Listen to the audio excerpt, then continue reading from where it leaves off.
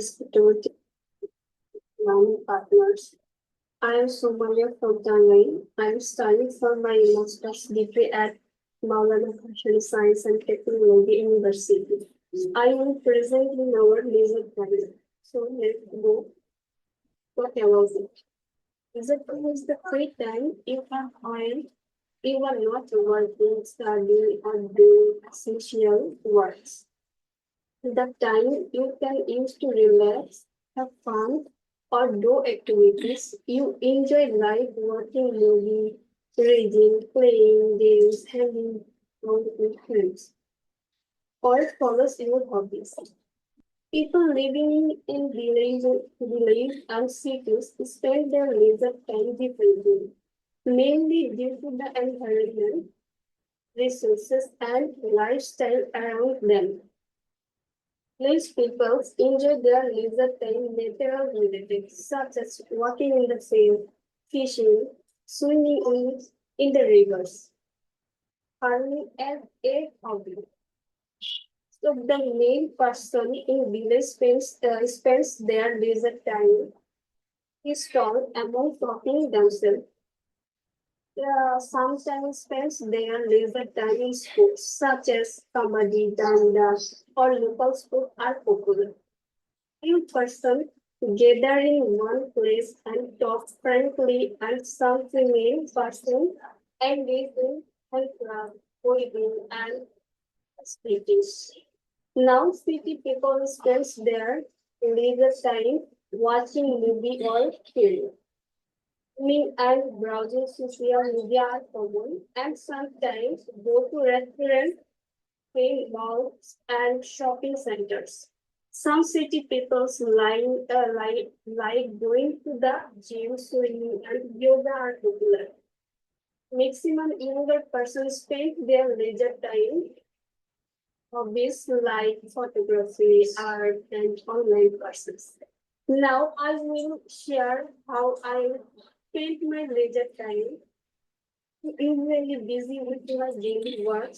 Still, I try to find free time every day, and I watch some video on my phone to prepare myself for a good job and to increase my children's interest in reading. Mm, that's all about our leisure time. So, all hearing my presentation. Okay, thank you so much. You have given a very well organized presentation. You have to go through that way. Thank you. Mohua Purshi, share your thought about this topic. Sir আমি একটু বাইরে আছি, আমি একটু পরে প্রেজেন্টেশনটা দিব sir. Abu Huraya bin Roshan.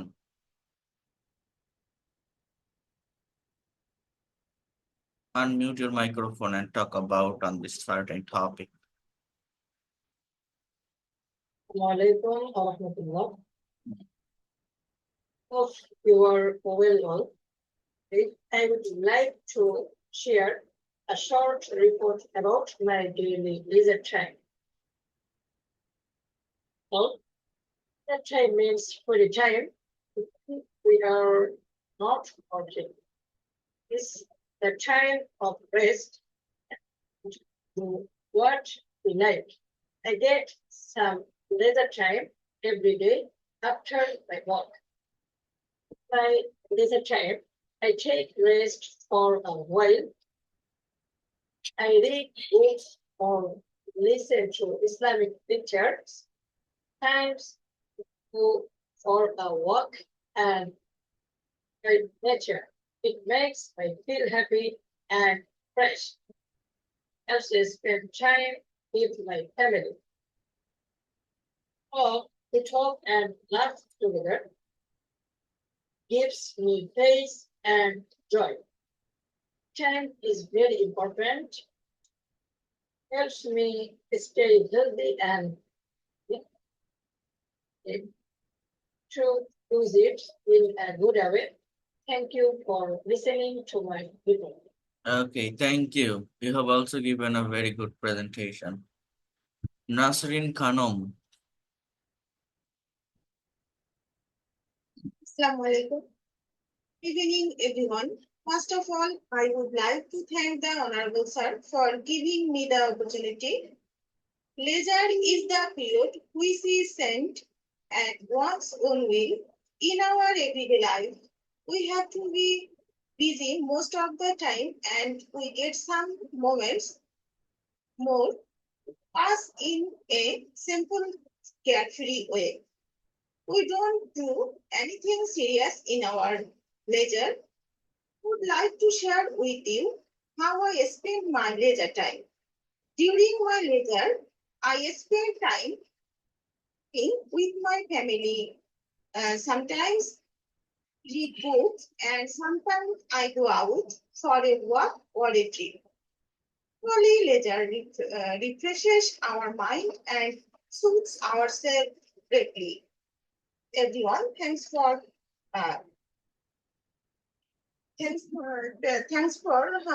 patience hearing. Thank you. you. You also given a very excellent presentation. Next on, Naima Akhtar.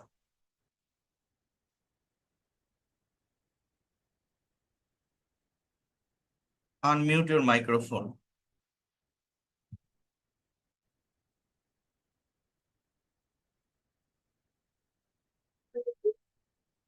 Naima from Pune. Thanks for giving this opportunity. Now I will try to talk about leisure time. Actually, leisure time is the period which is spent at one's own will. In our daily life, we have to be busy most of the time for our work or study. So when we get some moments, we pass in a simple, carefree way. Not do anything serious in our leisure. Leisure activities vary from person to person. Like most of the teenagers spend their leisure time watching YouTube, gaming, chatting each other in social media. They visit those parks and other remarkable places. Sometimes they gather in a place for picnic or party. Contrast, old adults spend their leisure time reading books or newspapers, gardening, fishing, TV, and sometimes they gather in a place, talking frankly and try to help others. Leisure activities, finally, we can say leisure activities reduce our stress and anxiety. It also improve our creativity and productivity. It also helps to maintain our work-life balance. That's all about leisure time. Thank you. Excellent. You also have given a very wonderful presentation. You have shared your own thought about leisure. Very good. I'm very hopeful that you are all participating in speaking. If you go through that way, you will be expert and fluent within very short time. Zakaria Hussain. Assalamu alaikum everyone. Today talk about the leisure time. So I'll start. Here is the time when people are free from their regular duties and can spend it as they wish. Our daily life, we remain busy with various tasks, and whenever we get some free time, we spend it in a relaxed and carefree manner. Living in villages and cities spend their leisure in different ways. Most of the men Most of the men spend their time talking to other men and discussing national and international issues. The children and the younger spend their time playing various games like football and cricket. The younger people spend their time by walking riverside. The female person in their free time talk other and help each other help each other. They discuss their family matter. On the other hand, The city's people spend their free time by playing carom, basketballs, and they attend various parties. Also, they visit zoos and parks and lakes. Spend their time in garden. In common, the common escorts in our free time is uh, football, playing cricket, and many other games. City and village people find peace in the beauty of nature, which refresh their mind. So the leisure time is very important for our daily life. It refreshes our mind, reduces our stress, and gives us energy for our regular work. It also helps us grow creativity and enjoy our life more fully.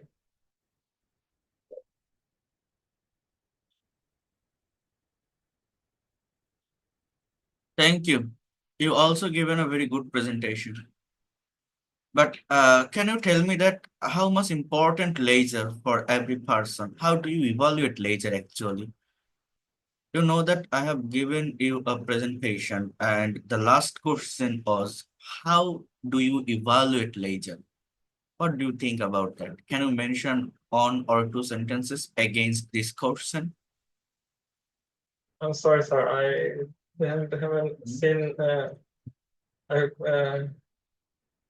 Anyone is there who can give an answer about it? How do you evaluate leisure? আমি বলবো Okay. Hmm. I can say that every person is leisure is very important in every person because when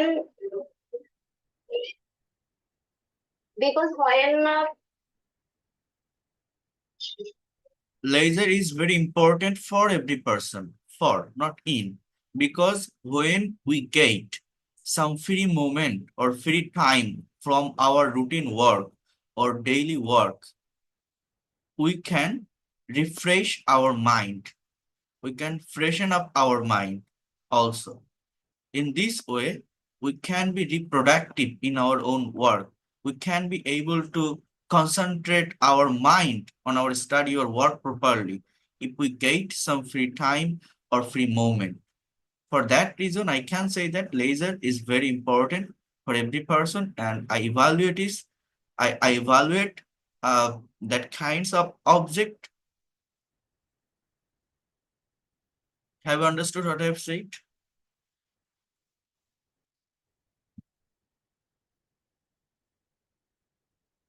Hmm? Share your thought about that.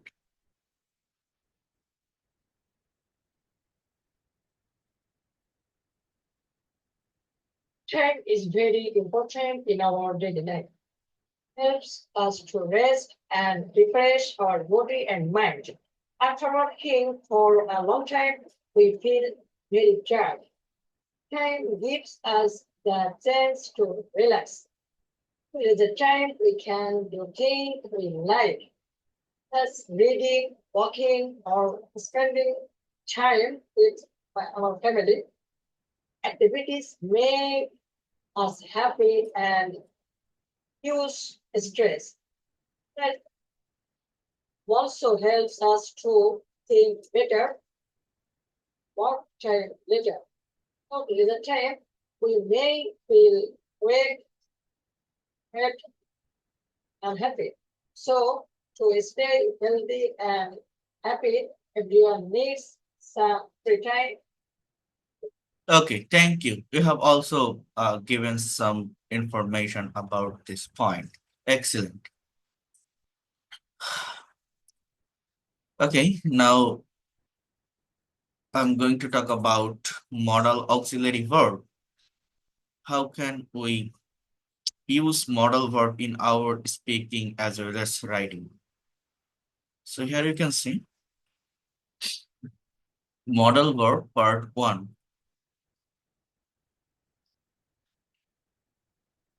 Okay. So এই modal auxiliary ভার্বের ব্যবহারটা English ল্যাঙ্গুয়েজে কিভাবে হয়ে থাকে আপনারা একটু মনোযোগ দিয়ে বোঝার চেষ্টা করেন।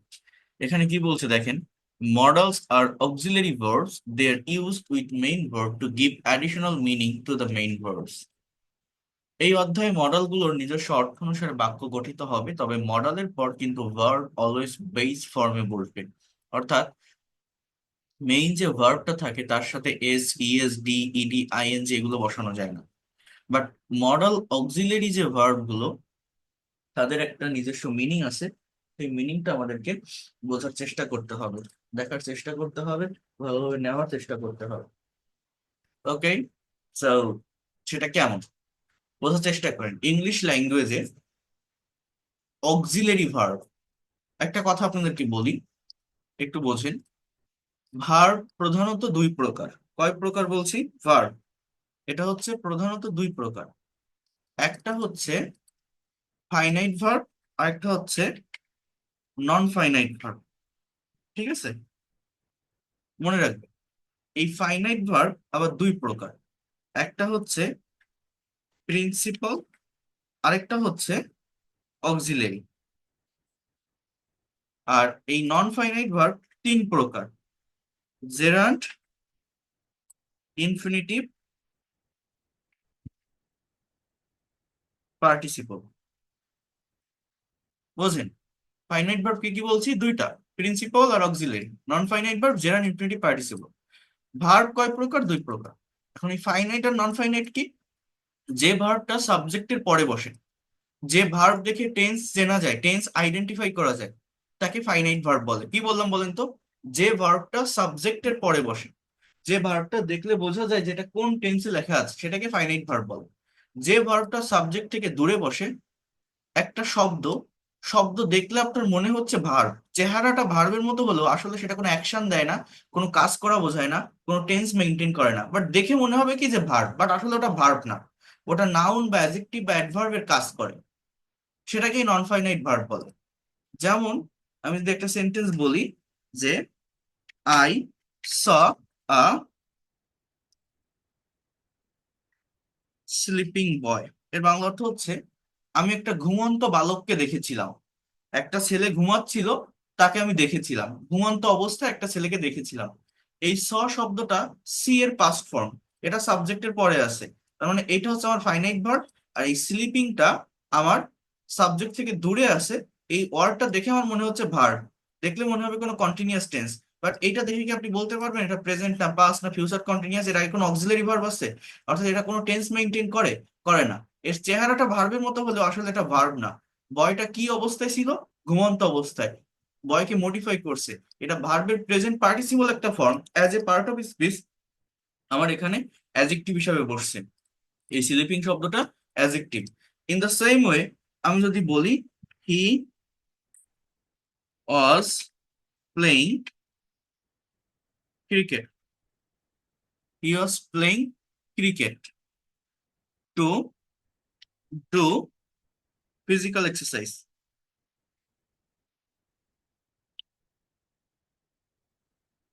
সে শারীরিক ব্যায়াম করার জন্য ক্রিকেট খেলছিল। He was playing cricket to do physical exercise. এই যে বাক্যটা লিখলাম, এবার একটু বোঝেন, এই ওয়াজ প্লেইং এইটা হচ্ছে আমার মূলত ফাইনাইট ভার্ব, দুটো একসাথে, এটাকে ফ্রেজ ভার্ব ফ্রেজ বলা হয়। ওয়াজ প্লেইং দুটো হচ্ছে ফাইনাইট ভার্ব। এবার এই ডু আছে, এই যে টু ডু একসাথে, এটাকে বলা infinitive, to plus bare. Do মানে করা, টু ডু মানে করতে। কি করতে? শারীরিক ব্যায়াম। অর্থাৎ এই টু ডু হচ্ছে নন ফাইনাইট ভার্ব, সাবজেক্ট থেকে দূরে বসে। এই এই যে নন ফাইনাইট ভার্ব তিন প্রকার, জেরান, ইনফিনিটিভ, পার্টিসিপল, এইটা হচ্ছে সেই ইনফিনিটিভ। আর এই ওয়াজ প্লেইং সাবজেক্টের ফাইনাইট ভার্ব কি সাবজেক্টের পরে বসে, দেখলে টেন্স চেনা যায়। ওয়াজ প্লেইং দেখে আমি বুঝতে পারছি পাস্ট কন্টিনিউয়াস টেন্স। এখন এই ফাইনাইট ভার্ব আবার দুই প্রকার, একটা হচ্ছে প্রিন্সিপাল, একটা হচ্ছে অক্সিলারি। এখন এই ওয়াজটা হচ্ছে এখানে অক্সিলারি ভার্ব, প্লেইংটা হচ্ছে আমার প্রিন্সিপাল বা মেইন ভার্ব। মানে দুটোই কিন্তু ফাইনাইট ভার্ব, বাট ওয়াজটা কি? অক্সিলারি। প্লেইংটা কি? Main verb. তো এই যে অক্সিলারি, এই অক্সিলারি ভার্ব হচ্ছে আমাদের আবার তিন প্রকার। একটা হচ্ছে প্রাইমারি অক্সিলারি, আরেকটা হচ্ছে মডাল অক্সিলারি, এই মডালের আরেকটা হচ্ছে semi modal auxiliary, semi modal. এই অক্সিলারি হচ্ছে তিন প্রকার। কি কি বললাম? Primary, modal and semi modal. মানে অক্সিলারি মানে কি? হেল্পিং। হেল্পিং মানে কি? যারা অন্য একটা মেইন ভার্বের পূর্বে বসে, মেইন ভার্বটি কথা বলতে সাহায্য করে। তো এই প্রাইমারি অক্সিলারি ভার্ব কোনগুলো আপনারা প্রত্যেকেই চেনেন। am, is, are, was, were, have, has, had, do, does, did, এগুলোকে আমরা প্রাইমারি অক্সিলারি ভার্ব বলি। কি কি বললাম? am, is, are, was, were, have, has, had, do, does, did, এগুলোকে প্রাইমারি অক্সিলারি ভার্ব বলি। অর্থাৎ এই প্রাইমারি অক্সিলারি ভার্ব গুলো আমাদের যে টেন্সের স্ট্রাকচার আছে, ইংলিশ ল্যাঙ্গুয়েজে টোটাল 12টা স্ট্রাকচার আছে টেন্সের। এই টেন্সের স্ট্রাকচার গুলোতে প্রাইমারি অক্সিলারি ভার্ব গুলো বসে থাকে। কোথায় বসে? টেন্সের স্ট্রাকচার গুলোতে প্রাইমারি অক্সিলারি ভার্ব গুলো বসে থাকে। আর এই যে মডাল এবং সেমি মডাল, এগুলো হচ্ছে ওই যে can, could, may, might, shall, should, will, would, এরা আলাদা ক্যাটাগরির একটা সেন্টেন্স তৈরি করে নিজেরাই। অর্থাৎ এই যে হি ওয়াজ প্লেইং ফুটবল, এখানে আমি যদি বলি যে he can play football, football two do physical exercise, ওইভাবে আমি মনে করেন লিখলাম। টু ডুটা কি? নন ফাইনাইট ভার্ব। এখানে ক্যান প্লে, ক্যানটা হচ্ছে অক্সিলারি ভার্ব, প্লেটা হচ্ছে মেইন ভার্ব। দুটোই আমার ফাইনাইট, বাট ফাইনাইট ভার্ব দুই প্রকার, একটা প্রিন্সিপাল, একটা অক্সিলারি। ক্যানটা হচ্ছে অক্সিলারি, প্লেটা হচ্ছে প্রিন্সিপাল বা main verb. In the same way ওয়াজটা অক্সিলারি, প্লেইংটা মেইন ভার্ব। বাট এখানে প্লে কিন্তু প্রেজেন্ট ফর্মে বসছে, অর্থাৎ ক্যানের পর ভার্বের বেস ফর্ম বসে, বাট অজের পর ভার্বের সাথে আইএনজি বসছে। মানে প্রাইমারি অক্সিলারি ভার্ব গুলো টেন্সের স্ট্রাকচারে ব্যবহৃত হয়, এবং টেন্সের স্ট্রাকচারে যখন ব্যবহৃত হয় তখন এই প্রাইমারি অক্সিলারি ভার্বের পর মেইন ভার্বের ফর্মের চেঞ্জ হয়। এক একটা টেন্সের স্ট্রাকচারে এক এক ধরনের মেইন ভার্ব বসে। কখনো ভার্বের সাথে এস বা ES, D, ED, TN, ING এরকম বসে থাকে। আপনারা জানেন past form, past participle form, present participle form. But মডেলের একটা সুবিধা হচ্ছে, বা সেমি মডেল, সেমি মডেল হচ্ছে am to, is to, are to, have to, has to, have to, মানে এদের চেহারাটা প্রাইমারির মতো কাজ করে, মডেলের মতো। মানে মডেল বা সেমি মডেল যে অক্সিলারি ভার্ব গুলো আছে, এরাও একটা মেইন ভার্বের পূর্বে বসবে, বাট এই ভার্ব গুলোর নিজস্ব একটা মিনিং আছে। ক্যান মানে যেমন পারা, কুড মানে পারতাম, উড মানে করতো, হতো, শুড মানে উচিত, মাস্ট মানে অবশ্যই। অর্থাৎ এদের একটা নিজস্ব মিনিং আছে, এবং এই এই এই মিনিংটা অনুযায়ী একটা সেন্টেন্স অর্থ দিয়ে থাকে। অর্থাৎ এই মডাল অক্সিলারি ভার্ব গুলো যখন আমার একটা বাক্যে ব্যবহৃত হয়, তখন মেইন ভার্বের কোনো চেঞ্জ হয় না, মেইন ভার্বটা অলওয়েজ বেস ফর্মে বসে। বাট প্রাইমারি অক্সিলারি ভার্ব গুলো টেন্সের স্ট্রাকচারে বসে, সেখানে আমার মেইন ভার্বের চেঞ্জ হয়। আর মডাল ভার্ব একটা নিজস্ব মিনিং দেয়, প্রাইমারি অক্সিলারি ভার্ব কিন্তু ওইভাবে কোনো মিনিং দিতে পারে না, জাস্ট স্ট্রাকচারটা মেনটেন করে। এটা কেমন জানেন? যেমন মনে করেন আমি যদি বলি আই হ্যাভ আ কার, আমার একটা গাড়ি আছে, এই হ্যাভ মানে কি? আছে। আমি যদি বলি আই ডু দ্য ওয়ার্ক, এই ডু মানে কি? করা। তাহলে এই হ্যাভ বা ডু এখানে কিন্তু আমার মেইন ভার্ব হিসেবে বসছে। কথাটা বোঝেন? হ্যাভ মানে আমরা জানি আছে, ডু মানে আমরা জানি করা। কিন্তু আমি যদি এরকম একটা বাক্য বলি I have played cricket, CRICKET, এই বাক্যটার বাংলা অর্থ কি? আমি ক্রিকেট খেলেছি। অর্থ কি? আমি ক্রিকেট খেলেছি। তাহলে হ্যাভ মানে তো আমরা জানি আছে, কিন্তু এই হ্যাভ এর কোনো অর্থ কি এই বাক্যে প্রকাশ পাচ্ছে? প্লে মানে খেলা, এই খেলা শব্দটার অর্থই কিন্তু মূলত প্রকাশ পাচ্ছে। অর্থাৎ হ্যাভ যখন মেইন ভার্ব হিসেবে বসছে, এই যে প্রাইমারি অক্সিলারি ভার্ব গুলো, এগুলো আবার মেইন ভার্ব হিসেবে বসতে পারে। আমি প্রিভিয়াস ক্লাসে আপনাদের সঙ্গে এটা আলোচনা করেছি। তো যখন এটা অক্সিলারি ভার্ব হিসেবে বসছে, অন্য একটা মেইন ভার্বের পূর্বে বসছে, তখন এই ভার্ব গুলো এইভাবে কোনো মিনিং দেয় না। এটা কিন্তু ডু মানে করা, করা অর্থটা কখন প্রকাশ করবে? যখন ডু মেইন ভার্ব হিসেবে বসে। কিন্তু আমি যদি বলি যে ডু ইউ লার্ন ইংলিশ, এই বাক্যটার অর্থ কি? এই বাক্যটার অর্থ কি? তুমি কি ইংরেজি শেখো, তাই না? অর্থটা এরকম না, তুমি কি ইংরেজি শেখো। তাহলে এখানে লার্ন মানে শেখা, আমরা তো জানি ডু মানে করা। তাহলে এই বাক্যের ভিতরে ডু নামে তো একটা শব্দ আছে। ডু এর বাংলা অর্থ করা, করা। কিন্তু এই করা শব্দটাকে, এই সম্পূর্ণ বাক্যটাকে যখন আমি বাংলায় বলছি, কোথাও কি আসতেছে? আসতেছে কি যে তুমি কি ইংরেজি শেখো, লার্ন মানে শেখা, এই লার্ন শব্দের বাংলা অর্থটা আসছে। তাহলে ডুটা কি করতেছে? জাস্ট একটা কোশ্চেন তৈরির জন্য সেখানে বসছে, কোনো অর্থ দিচ্ছে না। ডু মানে যে করা, এই করা অর্থ কিন্তু এখানে এটা দিচ্ছে না, এটা জাস্ট একটা প্রশ্ন তৈরি করছে। তার মানে প্রাইমারি অক্সিলারি ভার্ব গুলো কোনো মিনিং দেয় না। এগুলো যদি মেইন ভার্ব হিসেবে বসে সেটা ডিফারেন্ট, বাট অক্সিলারি হিসেবে যখন বসে, অন্য একটা মেইন ভার্বের সাথে যখন বসে, তখন এদের কোনো অর্থ হয় না। বাট মডাল ভার্ব গুলোর অর্থ আছে। অর্থাৎ I have played cricket, have auxiliary, played main verb. আমি যদি বলি আই ক্যান প্লে ক্রিকেট, তাহলে ক্যান অক্সিলারি, আর প্লেটা হচ্ছে মেইন ভার্ব। কিন্তু এখানে কিন্তু দুটো ওয়ার্ডেরই অর্থ দিচ্ছে, ক্যান মানে পারা, প্লে মানে খেলা। আমি ক্রিকেট খেলতে পারি, দুটো ওয়ার্ডই অর্থ দিচ্ছে। অর্থাৎ মডাল অক্সিলারি ভার্ব গুলো কিন্তু অর্থ দেয়। এই জন্য আগে মডাল ভার্বের অর্থগুলো জানতে হবে, অর্থাৎ ওয়ার্ড মিনিংটা জানতে হবে। তাহলে এইগুলো করা অনেক সহজ হবে বা অনেক ইজি হয়ে যাবে। এই যে অক্সিলারি ভার্বের যে ফাংশনের কথা বললাম বা যেটা বুঝালাম, একটু হলেও কি কেউ কোনো কিছু বুঝতে পারছেন? প্রাইমারি মডেলের পার্থক্য, ফাইনাইট নন ফাইনাইট যা যা বললাম, কিছু কি বুঝতে পারলেন? কোনো কিছু? হ্যাঁ, বলেন, রেসপন্স করেন। বুঝতে পারছেন কিছু? কি বলছি?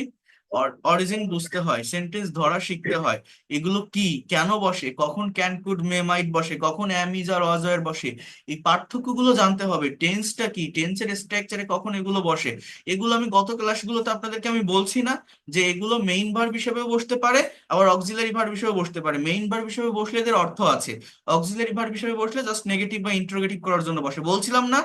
প্রাইমারি অক্সিলারি যেগুলো। আর এই মডাল ভার্ব কি বলছি আমি এখন, বলেন তো? এরা অর্থ দিতে পারে। ঠিক আছে, তাহলে আগে আমাদের মডাল ভার্বের মিনিংটা জানতে হবে, বোঝার চেষ্টা করেন। দেখেন, মেজর মডালস আর ক্যান মানে পারা, কুড পারা অতীত অর্থে, মে সম্ভাবনা অর্থে, মাইট পাস্ট অফ মে, একটু দেখেন, শ্যাল বা উইল ভবিষ্যৎকালের অক্সিলারি রূপে বসে, উড অতীত অভ্যাস অর্থে বসে। তো এইভাবে মূলত মডাল ভার্বের ব্যবহারগুলো আমাদের হয়ে থাকে। একটু বোঝেন, একটু নেওয়ার চেষ্টা করেন, ভালোভাবে জায়গাগুলোকে ডেভেলপ করার চেষ্টা করেন, কারণ এটার প্রয়োজন আছে, এটা দরকার আছে। এটা যদি আপনারা ভালোভাবে শিখতে পারেন তাহলে প্রচুর সেন্টেন্স তৈরি করতে পারবেন। আচ্ছা, তার আগে একটা কথা বলি, এই যে মডাল ভার্ব আপনারা শিখছেন, এই মডাল ভার্ব আমরা কেন শিখবো, এটা এটা কি জন্য শিখতে হয়? আমি এটা প্রথমেই আপনাদেরকে বলছিলাম যে ইংলিশে কথা বলার জন্য, কমিউনিকেশন করার জন্য আমাদের বিভিন্ন ওয়েতে একটা কথাকে বলতে হয়।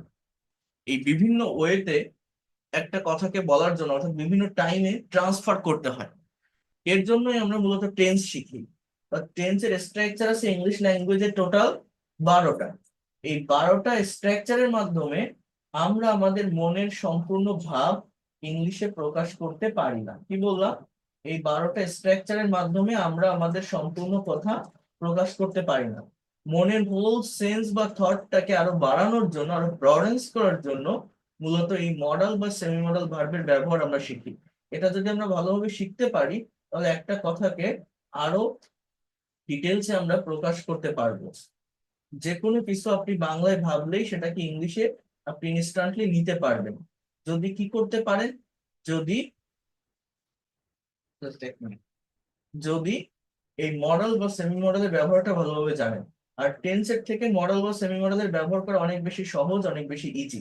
কেন এটা সহজ?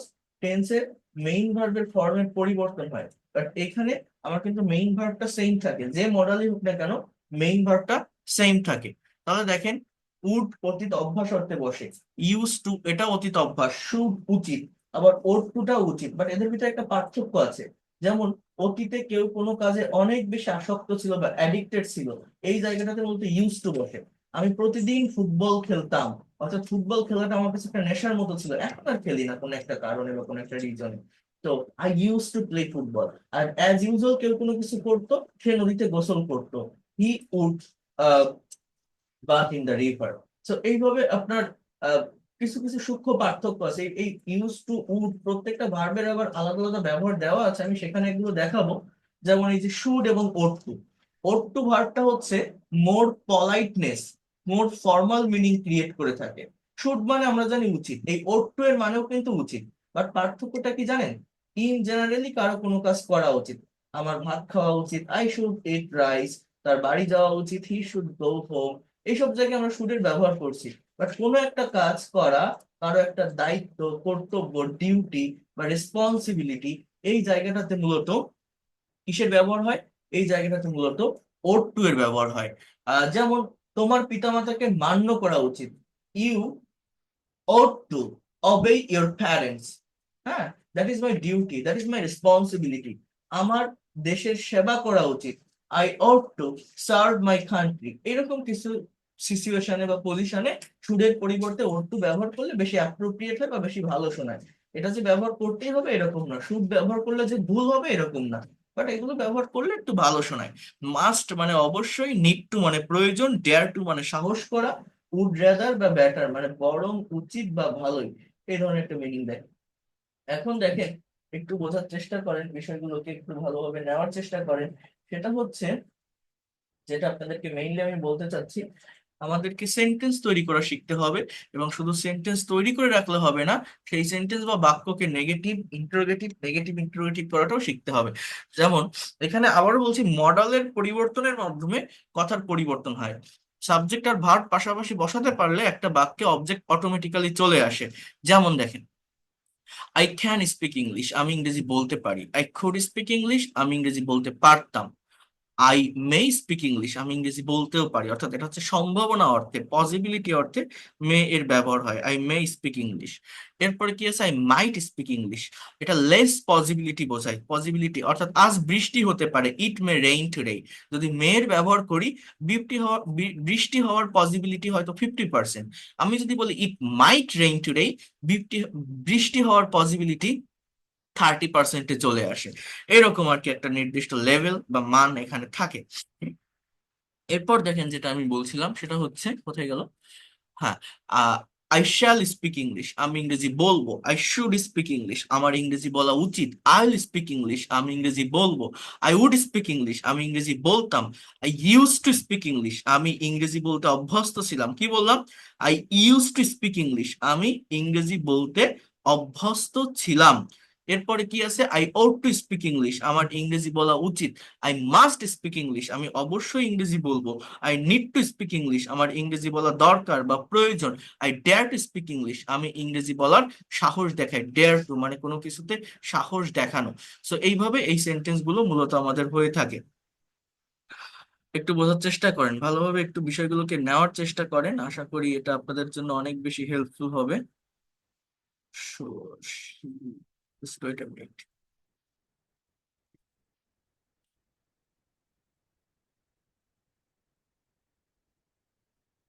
একটা মিনিট একটু আমাকে টাইম দিন।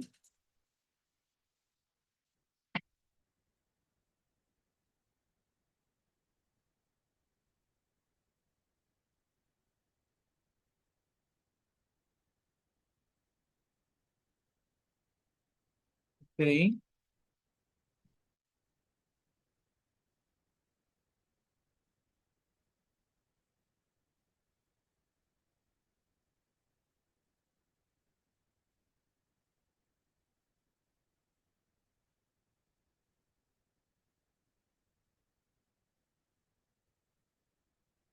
আচ্ছা, এবার দেখেন, এখানে ওই সেন্টেন্স গুলো খুব সুন্দরভাবে দেওয়া আছে। জাস্ট সাবজেক্ট, দেন মরাল ভার্ব, তারপর মেইন ভার্ব, তারপর আমার এক্সটেনশন। এটা অনেক সুন্দরভাবে অর্গানাইজ করা আছে ফাইলটা। আমি পিডিএফ ফাইল রেকর্ড ক্লাস পাঠিয়ে দিলে সবাই প্র্যাকটিস করে নেবেন। আর একটা কথা, যেটা সব থেকে, আমার ওই বইটা যাদের কাছে আছে, চ্যাপ্টার 15-এ এই মডেল ভার্বের চ্যাপ্টার ইন ডিটেলসে দেওয়া আছে। ওটাও যদি আপনারা একটু দেখেন ভালোভাবে, আশা করি এই জায়গাটা নিয়ে আর কোনো সমস্যা থাকবে না। আমার যে বইটা, আর বইটা এখনো যারা নেননি, একটু দ্রুত নেওয়ার চেষ্টা করবেন, কারণ এই চ্যাপ্টার গুলো অনেক বেশি ইম্পর্টেন্ট। এবং আমি কিন্তু do verb, be verb, have verb, এরপর এই যে মডেল ভার্ব, প্রত্যেকটা যে চ্যাপ্টার গুলো আমি পড়াচ্ছি, এটা কিন্তু ওই বইটাতেই সিকুয়েন্স অনুযায়ী দেওয়া আছে, এবং সেইভাবেই কিন্তু আমি এগোচ্ছি। ধারাবাহিকতা মেনটেন না করলে কখনো ল্যাঙ্গুয়েজ ভালোভাবে শেখা যায় না, ল্যাঙ্গুয়েজ ডেভেলপ করা যায় না। ধারাবাহিকতা মেনটেন করতে হবে আপনাদের, এটা হচ্ছে সব থেকে বড় কথা বা ইম্পর্টেন্ট কথা। তাহলে এখানে কি কি আছে, আই ক্যান স্পিক ইংলিশ, আমি ইংরেজি বলতে পারি। আই কুড স্পিক ইংলিশ, আমি ইংরেজি বলতে পারতাম। আই মে স্পিক ইংলিশ, আমি ইংরেজি বলতেও পারি। আই শ্যাল স্পিক ইংলিশ, আমি ইংরেজি বলবো। Then I should speak English, আমার ইংরেজি বলা উচিত। আই উড স্পিক ইংলিশ, আমি ইংরেজি বলতাম। আই মাস্ট স্পিক ইংলিশ, আমি অবশ্যই ইংরেজি বলবো। He can do the work, সে কাজটা করতে পারে। He use to swim in the river, সে শৈশবে নদীতে সাঁতার কাটতো। সো এইভাবে এই সেন্টেন্স গুলো দেখেন, অনেক সুন্দরভাবে সবকিছুই দেওয়া আছে। ঠিক আছে, সেই শৈশবে নদীতে সাঁতার কাটতো। এরপর দেখেন, mother use to recite holy Quran everyday, মা প্রত্যহ কোরআন পাঠ করতেন। He could answer the question, সে প্রশ্নটার উত্তর দিতে পারতো। Himel would go to the cinema at times, Himel মাঝে মধ্যে সিনেমা দেখতে যেত। You should obey your parents, তোমার পিতামাতাকে মান্য করা উচিত। এরপর দেখেন, শুধু সেন্টেন্স এভাবে তৈরি করলে হবে না, কিভাবে আমরা নেগেটিভ বা ইন্টারোগেটিভ করতে পারি। প্রাইমারি অক্সিলারি ভার্বগুলোর ক্ষেত্রে আমি বলছিলাম জাস্ট ওই টেন্সের যে স্ট্রাকচার ছিল, আমাদের 12টা টেন্সের স্ট্রাকচারের ভিতর 10টাতেই কিন্তু অক্সিলারি ভার্ব থাকে, প্রেজেন্ট আর পাস্ট ইনডিফিনিট টেন্সে থাকে না। সেখানে আমরা ডু ডাজ ডিডের ব্যবহার করি বাক্যকে নেগেটিভ বা ইন্টারোগেটিভ করার জন্য। সো এইখানে এই ক্যান, কুড, মে, মাইট এগুলো কিন্তু অক্সিলারি ভার্ব। তো ভেরি সিম্পল, জাস্ট এই অক্সিলারি ভার্বগুলোর সঙ্গে নট ইউজ করলে বাক্য নেগেটিভ হয়ে যাবে। অক্সিলারি ভার্বটা সাবজেক্টের আগে নিয়ে আসলে বাক্য ইন্টারোগেটিভ হয়ে যাবে। I can not speak English, আমি ইংরেজি বলতে পারি না। আই কুডেন্ট স্পিক ইংলিশ, আমি ইংরেজি বলতে পারতাম না। আই শুডেন্ট স্পিক ইংলিশ, আমার ইংরেজি বলা উচিত না।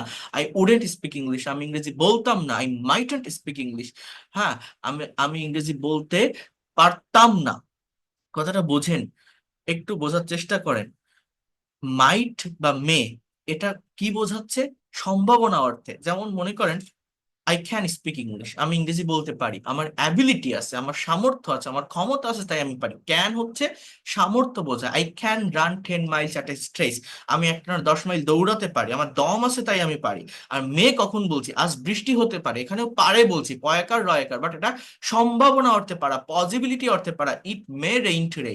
সো আমি যদি বলি আই মে স্পিক ইংলিশ, আমি ইংরেজি বলতে পারি, মানে আমি হয়তো এখন আপনাদের সামনে ইংরেজি বলবো। মনে করেন আমি এখন আপনাদের সঙ্গে বাংলায় লেকচার দিচ্ছি, এখন ইংলিশ ল্যাঙ্গুয়েজটা আমার জানা আছে, আমার ক্যাপাবিলিটি আছে, আমার ক্যাপাসিটি আছে, আমি ইংরেজিতে কথা বলতে পারি। এখন আমি সেইটা আপনাদের সামনে বলছি যে আমি তো এখন বাংলায় লেকচার দিচ্ছি, আমি কিন্তু এখন ইংরেজিতে বলতে পারি, মানে হয়তো আমি এখন ইংরেজিতে কথা বলবো। এই জায়গাটাতেই মূলত মেয়ের ব্যবহার হয়। Now I may speak English in front of you. You all know that today in this lesson I'm going to talk about practical use of modal auxiliary verb. Basically, modal verbs,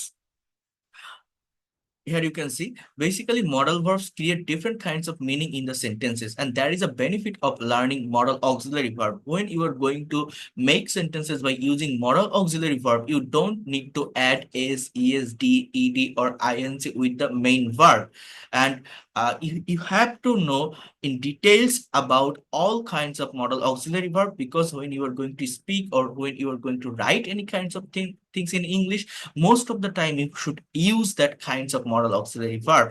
As well as you have to think that how can we make negative as well as interrogative sentences with these verbs. So that is the most important part.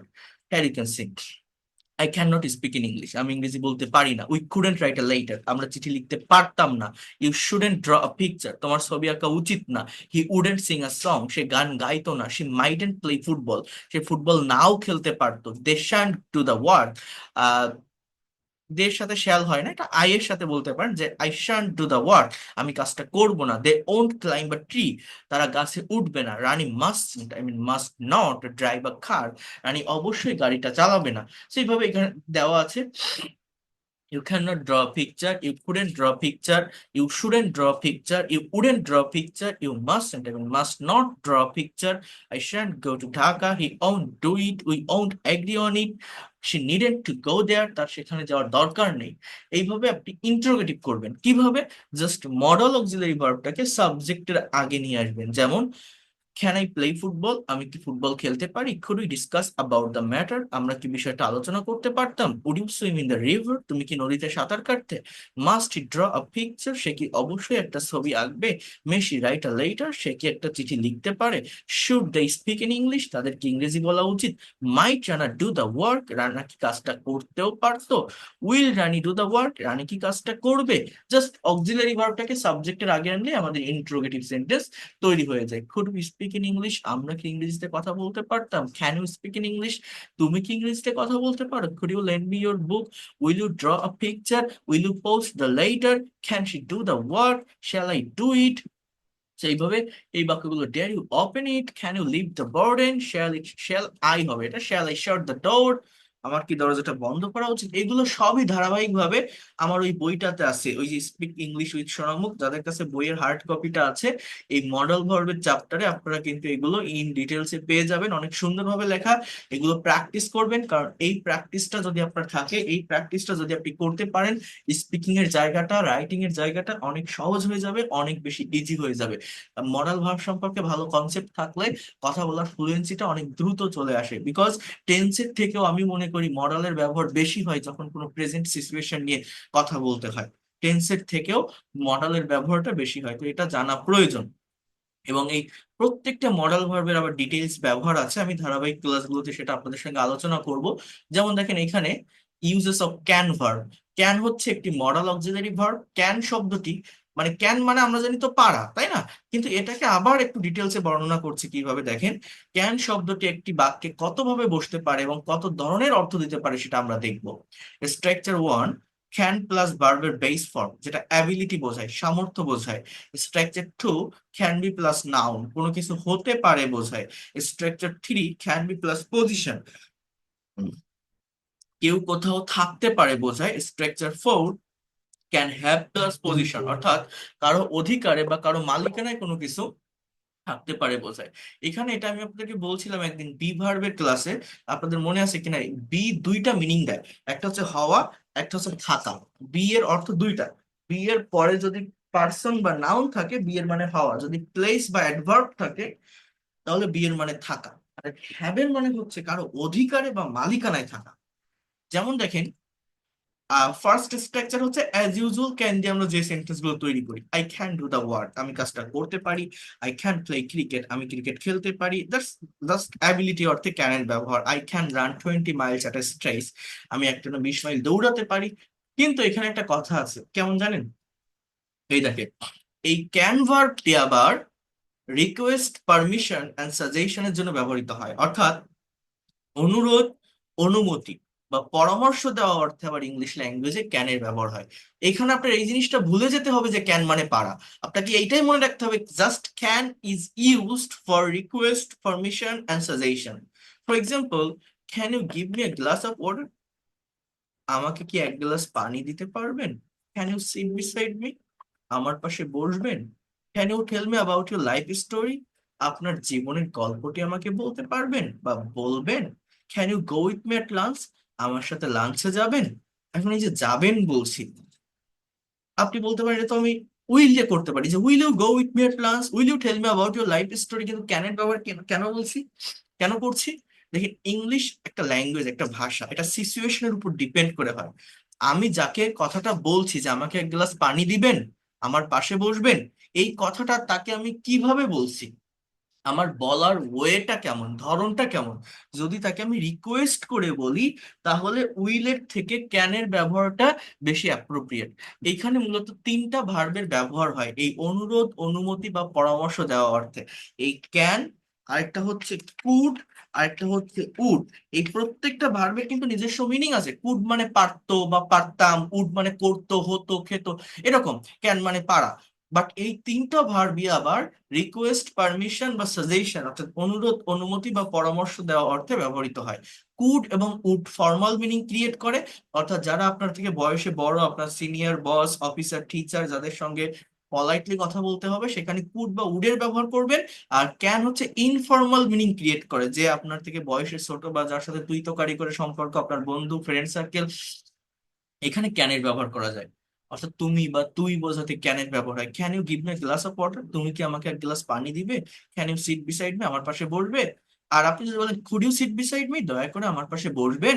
Would you tell me about your life story, আপনার জীবনের গল্পটি আমাকে বলবেন? Would you go with me at lunch, আমার সাথে লাঞ্চে যাবেন? ঠিক আছে, এই হচ্ছে বিষয়। এই পারমিশন এবং সাজেশনের ক্ষেত্রেও সেম। এরপর যে বিষয়টা আসে সেটা হচ্ছে ক্যান বি প্লাস নাউন। এটার ব্যবহার কিভাবে হয় দেখেন, হতে পারে বোঝায়। He can be a doctor, সে একজন ডাক্তার হতে পারে। He can be a minister, সে একজন মন্ত্রী হতে পারে। He can be a freelancer, সে একজন ফ্রিল্যান্সার হতে পারে। অর্থাৎ সাবজেক্ট হি, এরপরে ক্যান, এটা মডাল ভার্ব, দেন বি, এটা আমার মেইন ভার্ব, হওয়া বোঝায়। বিটা হচ্ছে মেইন ভার্ব, হওয়া বোঝায়। এরপর ডক্টর, মিনিস্টার, টিচার, ফ্রিল্যান্সার। ঠিক আছে, এরকম ভাবে এগুলোর ব্যবহার হয়ে থাকে। আচ্ছা, এরপর দেখেন এই বি এর মানে আবার থাকা বোঝায়, যখন আমার কি থাকে, আমার প্লেস থাকে। কেমন সেটা? এই যে he can be at the market now, সে এখন বাজারে থাকতে পারে। কি বললাম? He can be at the market now, সে এখন বাজারে থাকতে পারে। সে এখন বাজারে থাকতে পারে। He can be at the market now, সে এখন বাজারে থাকতে পারে। Ruma can be at school now, Ruma এখন স্কুলে থাকতে পারে। রুমা এখন স্কুলে থাকতে পারে। My father can be in the office. আমার বাবা অফিসে থাকতে পারে। যে কোনো প্লেস বা জায়গার আগে আমার কিন্তু অ্যাট অথবা ইন প্রিপোজিশনের ব্যবহার করতে হয়। তুলনামূলক ছোট জায়গার আগে অ্যাট বসে, বড় জায়গার আগে ইন বসে। Is the simple things. And can have এর ব্যবহারটা কিভাবে হয়? আহ অধিকার এবং মালিকানায় বোঝাতে মূলত ক্যান হ্যাভ এর ব্যবহার হয়। For example, she can have a garden in the village. তার গ্রামে একটা বাগান থাকতে পারে। He can have a car. তার একটা গাড়ি থাকতে পারে। Ruma can have a beautiful mobile. রুমার সুন্দর একটা মোবাইল থাকতে পারে। অর্থাৎ ক্যান বি মানেও কিন্তু থাকতে পারা, বাট সাবজেক্ট নিজে কোনো জায়গায় থাকে। সে বাজারে থাকতে পারে, রুমা স্কুলে থাকতে পারে, আমার বাবা অফিসে থাকতে পারে। আর হ্যাবের মানে কি? হ্যাবের মানেও থাকা, বাট কারো অধিকারে বা মালিকানায় কোনো কিছু থাকা। She can have a garden in the village. তার গ্রামে একটা বাগান থাকতে পারে। He can have a car. তার একটা গাড়ি থাকতে পারে। Ruma can have a beautiful mobile. রুমার সুন্দর একটা মোবাইল থাকতে পারে। এই যে চ্যাপ্টারটা, এটা এখানে আমি অনেক সুন্দরভাবে সাজিয়ে দিয়েছি। আপনার প্রত্যেকে আমি পিডিএফ ফাইল রেকর্ডেড ক্লাস দিলে এটা একটু পড়ে ফেলবেন, দেখবেন। আর বইটা যাদের কাছে আছে তারা আরো সুন্দরভাবে প্র্যাকটিস করতে পারবেন। এরপরে আমাদের একটা হোমওয়ার্ক ফাইল আছে। অর্থাৎ আমি আজকে আর প্রেজেন্টেশন দিব না, সেন্টেন্স ট্রান্সলেশন 1 to 20। এই 20টা সেন্টেন্স ট্রান্সলেট করে আপনাদের যে কনভারসেশন গ্রুপটা আছে, সরি 25টা সেন্টেন্স এখানে আছে, আপনাদের যে কনভারসেশন গ্রুপটা আছে সেখানে আপনারা পোস্ট করবেন। এটা টেন্স রিলেটেড। এটা আমি নেক্সট ক্লাসে সলভ করে দিব, সংশোধন করে দিব। এই হোমওয়ার্ক গুলো করতে হবে, কারণ টাস্ক যদি কমপ্লিট করা না হয়, আপনারা যদি কাজ না করেন, ল্যাঙ্গুয়েজটা যদি চর্চার ভিতরে না রাখেন, আমি মনে করেন টেন্স শেখা শেষ আমাদের। আমি মনে করেন মডেল ভার্ব শিখতেছি, বাট ওই জায়গাটাকে ওইখানে শেষ করে দিলে হবে? আমাদের প্র্যাকটিক্যাল প্র্যাকটিসটা দরকার। এর জন্য এই ধরনের সেন্টেন্স ট্রান্সলেশন গুলো আমাদের একটু কভার করতে হবে। এগুলো আমি শেখাবো, আরো অনেক কিছু আছে, অনেক ক্লাস আছে টেন্সের উপর বা সবকিছুর উপর। বাট যেগুলো আমি দিচ্ছি হোমওয়ার্ক গুলো, এগুলো একটু কমপ্লিট করার চেষ্টা করবেন। আপনারা অনেকেই করেন, আমি দেখছি, এবং গ্রুপেও দেন। যারা করেন বা যারা দিচ্ছেন, যারা এটার পিছনে সময় দিচ্ছেন, তারা এগিয়ে যাবেন। যারা দিতে পারছেন না, তারা পিছিয়ে পড়বেন। এটা হচ্ছে মেইন কথা। ঠিক আছে, তাহলে আপনাদের আজকের কাজ কি থাকবে? মডাল ভার্বটা প্র্যাকটিস করবেন আর এই হোমওয়ার্ক গুলো কমপ্লিট করবেন। So that's all for today.